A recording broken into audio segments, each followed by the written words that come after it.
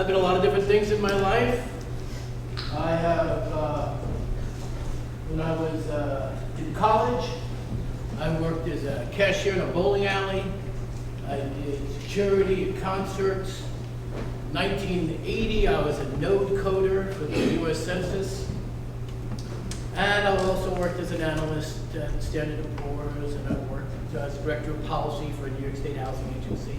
So I had a lot of different careers, but throughout my career, I did things like I was an adjunct instructor at Brooklyn College and at the College of New Rochelle. So education has always been a primary concern of mine. And I look at what's happened to our educational system over the years since I was a student, and I came to a very dismal conclusion. Let me first start off by saying, they tell you that if life gives you lemons, that you should make lemonade. What they don't tell you is that that lemonade will be very sour unless life also gives you some water and sugar.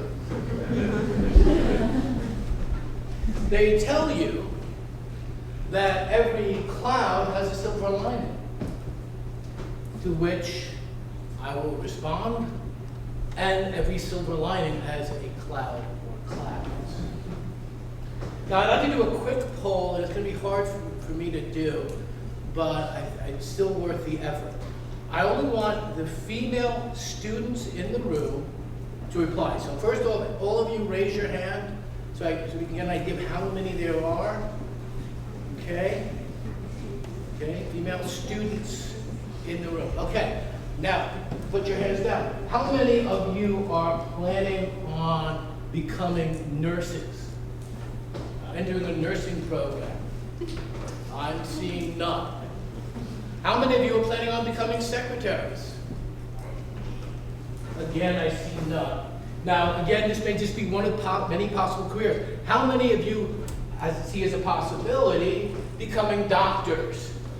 Raise your hand, please. 1, 2, 3, 4, 5. 5 or 6. And how many of you are thinking of possibly becoming in the future lawyers?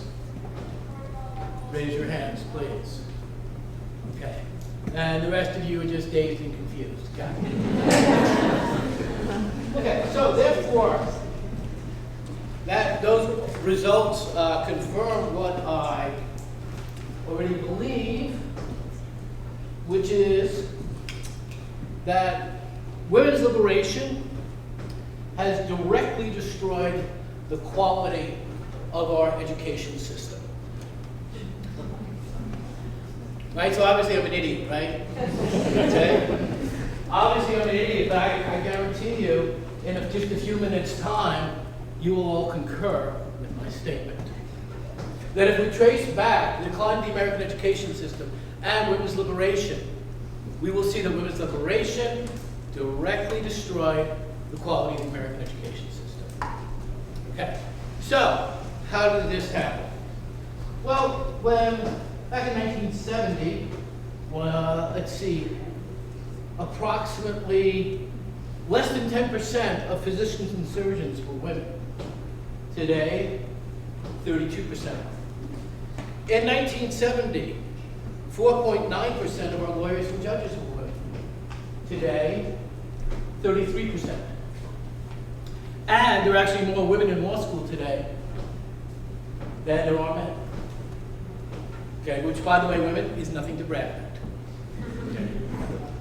You're becoming lawyers. Okay. Since 1962, only 6.7% of the women in the population, adult women in the population, graduated from college. Today, that figure is approximately 1/3.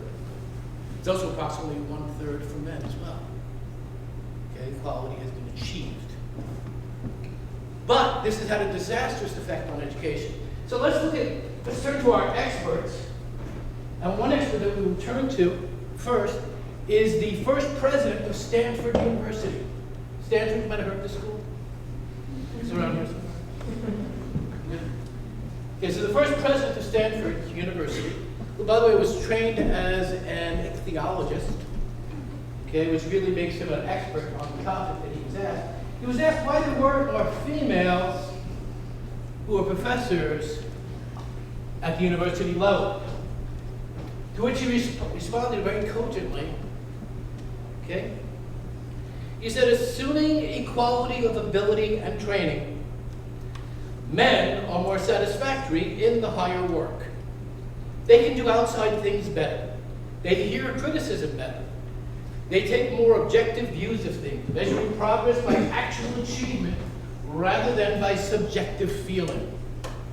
They handle classes better and are more patient, less likely to be lonely and emotional. To all of this, there are individual exceptions, but in all higher work, especially in teaching men, men are preferable as teachers, other things being equal. Okay. That's the president of the University of Stanford University. Okay, so what he was saying was basically what people believed at that time, that women were not qualified to become professors at universities. Okay. So what did that mean? Well, if you were a woman who was intelligent and wanted to go to college, and of course that was already swimming way upstream. Okay. If you actually managed to go to college and graduate from college, what job did we have for you? Well, guess what? You could become an elementary school teacher. Let's go back to that same survey, and they were asked why there are so few men in elementary and secondary schools. The responses agree upon 2 points. First, the salaries of these positions are so small that men with families to support cannot live upon them. Women, who have only themselves to support, can and do accept these positions with the salaries.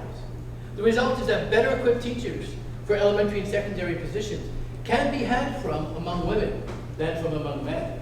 As Earl Barnes, a professor at Stanford University, put it, there are so few men in elementary and secondary education because we have a greater number of well-educated women on this plane who have few avenues of activity.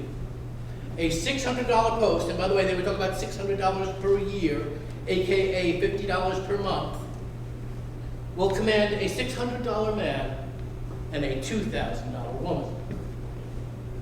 So, basically he got that part right. Women are worth substantially more than men. Men are worth about 30% of what a woman's salary is worth. Let me give you some first-hand testimony. The teachers I had in elementary school were amazing. Okay, I received the benefit of these these female teachers who were trapped into teaching elementary and middle school. Okay, because that was the only position available to them. And we didn't have to pay them a lot of money as a society. Okay, we could underpay them because after all, they were just women, right? Supporting themselves, not supporting a family. Okay, so for example, Miss Homer, my first grade teacher, she would be the president of her own company today. Mrs. Giovanetti would be gotten an MBA instead of teaching elementary school. Miss Ciani, my 7th grade biology teacher, she would have become a doctor. She was as bright as any doctor I ever met. Okay. Mrs. McCoy, my 10th grade geometry teacher, she would be head of IT for a major corporation. Had they had the good fortune to be born 30, 40 years later than they were. Okay. So I got the benefit. Elementary school teachers used to be these incredibly bright women. They would be the women in this room, okay, the young students in this room, they would becoming elementary school teachers, okay? Because you wouldn't be able to become a doctor, you wouldn't get accepted at medical school. You wouldn't be accepted at law school, okay? But it was okay for you to become a teacher. So basically what we had was this enslaved class of people, okay, who taught us, and taught us very well, okay, for minimal amounts of money. So therefore, my thesis statement is true. Women's liberation has directly led to the decline of the American educational system. Now, could we have corrected that by increasing teacher salaries? Oh yeah, we could have done that, but we didn't. Okay? So many of the people becoming teachers today are students who would not have necessarily gone to college back in the 1940s and 50s. Okay? But they become teachers because, well, those jobs are open to them. Okay? But if they raise the salary, then perhaps some of you in this room would consider teaching at an elementary school. In other countries with better educational achievement than ours, they pay teachers far more. Okay, it's a very coveted position as much as, well, actually it's more coveted than being a lawyer. Okay. So, therefore my thesis is, I think, pretty well proven. Women's liberation destroyed American education system. Okay. I have there's another example of this that I'd like to bring forth.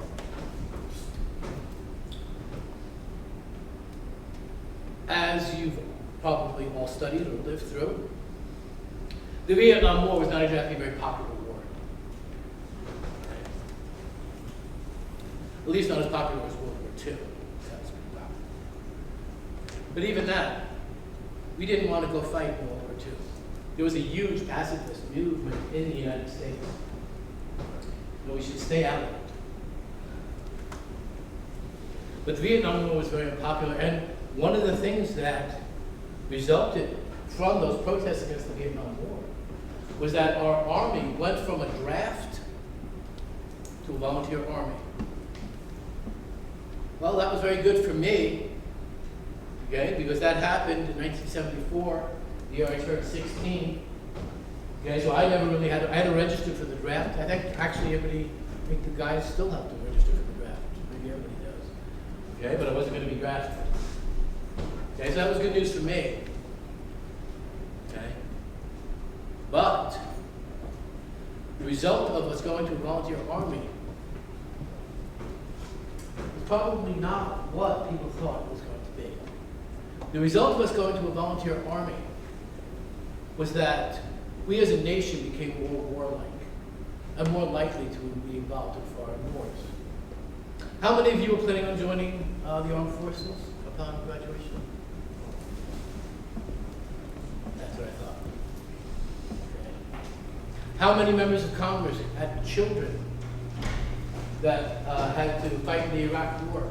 The answer was none of them.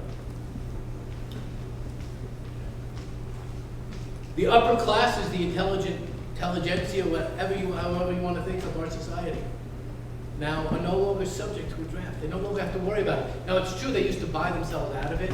George Bush, because his grandfather was a senator from Connecticut, his father was a congressman at the time, I believe, he was able to join the National Guard. But he had to pull strings to get there. Otherwise he would have had to go. He would have been drafted. Okay? Right now, if war breaks out, none of you feel particularly threatened by that. Okay? As long as it's fought on foreign soil. Okay? Because unless you volunteer for the army, well, you don't have to go. Now, I don't quite have the statistics to back up this thesis, but I know in my heart it's true. And I can point to this one interesting fact, that we become more warlike. They did a poll of Republican voters and current Republican voters, in the current primary, okay?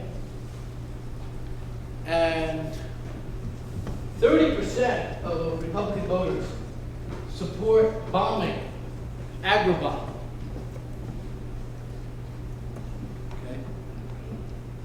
Does anybody know where agrabomb is? You're asked, do you support the bombing of agrabomb? 30% of the Republican voters said yes. And by the way, Democrats are not devoid of shame. 19% of Democrats said yes. Do you know where agrabomb is? That's Aladdin's hometown. 30% of Republicans favor carpet bombing, magic carpets. And I am convinced the reason why is because people feel like it's going to be somebody else's kid, it's going to be somebody else who's going to go fight that and clean up agrabomb in the aftermath. Thank you very much for your time.